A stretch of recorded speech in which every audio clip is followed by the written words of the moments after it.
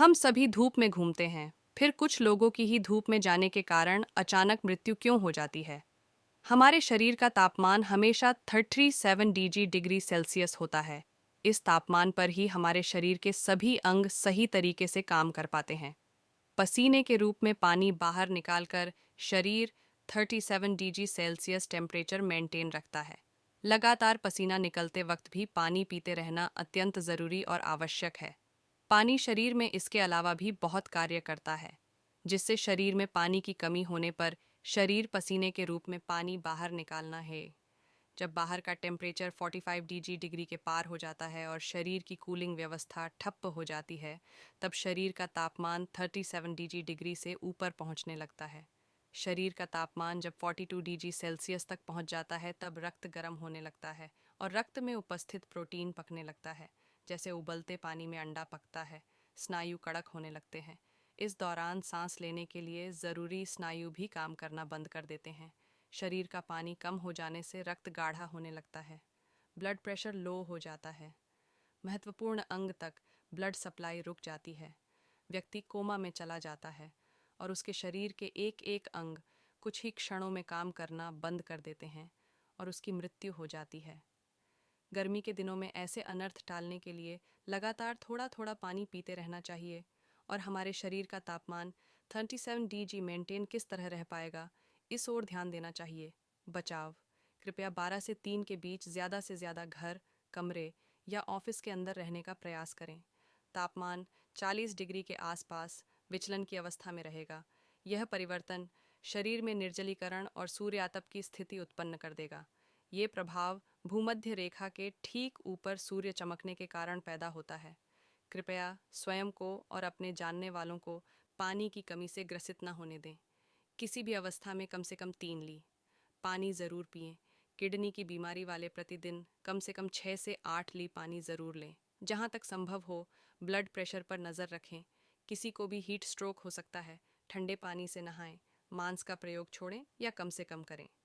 फल और सब्जियों को भोजन में ज़्यादा स्थान दें। हीट वेव कोई मजाक नहीं है। एक बिना प्रयोग की हुई मोमबत्ती को कमरे से बाहर या खुले में रखें। यदि मोमबत्ती पिघल जाती है तो ये गंभीर स्थिति है।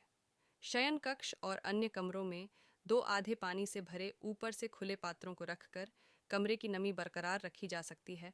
अपने होठों और आंखों को नम रखने का प्रयत्न करें।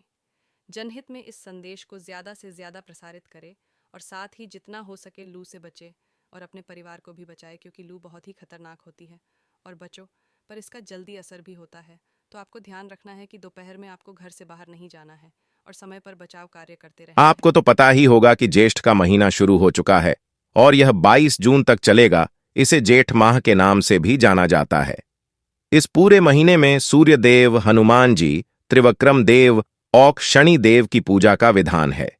ज्येष्ठ मास में जल का दान करना काफी लाभकारी और पुण्यदायक माना है। धार्मिक मान्यताओं के अनुसार जल का दान करने से सभी पापों से मुक्ति मिलती है और शुभ फल प्राप्त होते हैं। इसके अलावा ज्येष्ठ माह में कुछ विशेष उपायों को करने से सभी समस्याओं से छुटकारा मिल जाता है। तो आइए जानते हैं कि ज्येष्ठ मास में कौन से उपाय करने चाहिए। ज्येष्ठ माह के उपाय: अगर आपके सरकारी काम में रुकावट आती रहती है और आप अपने काम को बिना किसी रुकावट के पूरा करना चाहते हैं, तो जेठ माह में अपने घर के किसी बुजुर्ग का आशीर्वाद लें और सूर्य देव के इस मंत्र का 108 बार जप करना चाहिए। मंत्र: एयुएम घृणी सूर्याय नम। अगर आप मानसिक शांति पाना चाहते हैं तो जेठ माह के पहले दिन सूर्य देव को जल चढ़ाते हुए गायत्री मंत्र का पाठ करें। गायत्री मंत्र इस प्रकार है: एयुएम भूर्भुव स्वः तत्सवितुर्वरेण्यम भर्गो देवस्य धीमहि धियो यो नः प्रचोदयात्। अगर आप जीवन में सुख, संपन्नता और समृद्धि पाना चाहते हैं तो आज के दिन सूर्य देव के निमित्त व्रत करें। उनकी और कनेर के पौधे की तस्वीर की पूजा करनी चाहिए। अगर आप व्रत न भी कर पाएं तो सूर्य देव और कनेर के पौधे की तस्वीर की पूजा करें और उनका आशीर्वाद लें। अगर आप जीवन में सुख, शांति और मनचाहा फल पाना चाहते हैं तो आज के दिन मां दुर्गा के अर्गला स्तोत्र का पाठ करें। यह स्तोत्र दुर्गा सप्तशती की पुस्तक में मिलेगा। अगर आपके पास दुर्गा सप्तशती नहीं है तो आप इंटरनेट से अर्गला स्तोत्र पढ़ सकते हैं। अगर आपको करियर में पिता का साथ नहीं मिल रहा है और आप पिता का सपोर्ट पाना चाहते हैं तो आज के दिन सूर्यदेव के सामने खाडी से होकर अपने पिता का ध्यान करते हुए ऊं ह्रीं घृण्य सूर्य आदित्याय श्रीयों इस मंत्र का जप करना चाहिए। अगर आप अपने परिवार में खुशियां चाहते हैं तो जेठ माह के किसी भी दिन स्नान आदि के बाद एक लोटे में जल लेकर उसमें लाल कनेर का फूल डालकर सूर्य देव को चढ़ाएं और उन्हें प्रणाम करें। अगर कनेर का लाल फूल न हो तो कुछ दाने चावल के भी डालकर सूर्य देव को चढ़ा सकते हैं। अगर आप व्यापार में लाभ या तरक्की चाहते हैं तो आज के दिन किसी भी भगवान को मीठी रोटी या पूरी का भोग लगाएं। फिर कुछ समय बाद इसे प्रसाद के रूप में ग्रहण कर लेना चाहिए। शारीरिक तौर पर फिट रहने और अपनी सेहत को बरकरार रखने के लिए ज्येष्ठ माह के किसी भू दिन सूर्य देव को जल चढ़ाना चाहिए। फिर घर के मंदिर में भगवान को गुड़ का भोग लगाएं। अगर आप खुशहाल दाम्पत्य जीवन चाहते हैं और रिश्तों में मान सम्मान बनाए रखना चाहते हैं तो जेठ माह के दिन कनेर के पेड़ या पौधे की तस्वीर पर लाल रंग का नया कपड़ा मौली से बांधकर चढ़ाएं। फिर इस तस्वीर को धूप दिखाएं। साथ ही टी उपाय आपकी बरकत को भी बढ़ा देंगे। आखिर जेठ मास में कौन से भोजन का हमें सेवन करना चाहिए? 7 बागेश्वर धाम सरकार ने सभी 12 महीनों के अनुसार व्यक्ति को क्या क्या खाना चाहिए, ये कौन सा भोजन उनके लिए उत्तम होता है, बहुत ही एक से बताया है। क्योंकि बागेश्वर धाम सरकार जो भी बातें बताते हैं वो बहुत ही सार्थक और सिद्ध होती है। तो चलिए बात करते हैं आहार के नियम। भारतीय 12 महीनों अनुसार चैत्र, मार्च, अप्रैल इस महीने में गुड़ का सेवन करें, क्योंकि गुड़ आपके रक्त संचार और रक्त को शुद्ध करता है एवं कई बीमारियों से भी बचाता है। चैत्र के महीने में नित्य नियम की 4 से 5 कोमल पत्तियों का उपयोग भी करना चाहिए। इससे आप इस महीने के सभी दोषों से बच सकते हैं। नियम की पत्तियों को चबाने से शरीर में स्थित दोष शरीर से हटते हैं। वैशाख, अप्रैल, मई। वैशाख महीने में गर्मी की शुरुआत हो जाती है। बेलपत्र का इस्तेमाल इस महीने में अवश्य करना चाहिए जो आपको स्वस्थ रखेगा। वैशाख के महीने में तेल का उपयोग बिल्कुल न करें, क्योंकि इससे आपका शरीर अस्वस्थ हो सकता है। ज्येष्ठ मई, जून भारत में इस महीने में सबसे अधिक गर्मी होती है। ज्येष्ठ के महीने में दोपहर में सोना स्वास्थ्यवर्धक होता है।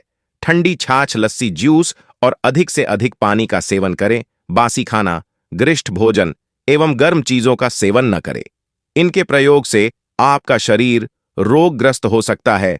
आषाढ़, जून, जुलाई। आषाढ़ के महीने में आम, पुराने गेहूं, सत्तू, जौ, भात, खीर, ठंडे पदार्थ, ककड़ी, पलवल, करेला, बथुआ आदि का उपयोग करें। व आषाढ़ के महीने में भी गर्म प्रकृति की चीजों का प्रयोग करना आपके स्वास्थ्य के लिए हानिकारक हो सकता है। श्रावण, जुलाई, अगस्त। श्रावण के महीने में हरड़ का इस्तेमाल करना चाहिए। श्रावण में हरी सब्जियों का त्याग करें एवं दूध का इस्तेमाल भी कम। कैरे भोजन की मात्रा भी कम ले। पुराने चावल, पुराने गेहूं, खिचड़ी, दही एवं हल्के सुपाच्य भोजन को अपनाएं। इस महीने में हल्के सुपाच्य भोजन का सेवन करना चाहिए। भाद्रपद, अगस्त, सितंबर इस्तेमाल कर वर्षा का मौसम होने के कारण आपकी जठराग्नि भी मंद होती है, इसलिए भोजन सुपाच्य ग्रहण करे। इस महीने में चिता औषधि का सेवन करना चाहिए। आश्विन, सितंबर, अक्टूबर इस महीने में दूध, घी, गुड़, नारियल, मुन्नका, गोभी आदि का सेवन कर सकते हैं। ये गरिष्ठ भोजन है, लेकिन फिर भी इस महीने में पच जाते हैं, क्योंकि इस महीने में हमारी जठराग्नि तेज होती है। कार्तिक, अक्टूबर, नवंबर। कार्तिक महीने में गर्म दूध, गुड़, घी, शक्कर, मूली आदि का उपयोग करें। ठंडे पेय पदार्थों का प्रयोग छोड़ दें। छाछ, लस्सी, ठंडा दही, ठंडा फ्रूट जूस आदि का सेवन न करें। तो दोस्तों, वैसे हो सभी लोग आजकल बहुत ही जागरूक हो गए हैं और साथ ही खाने पीने पर ध्यान देना है और जागरूक होना जरूरी है।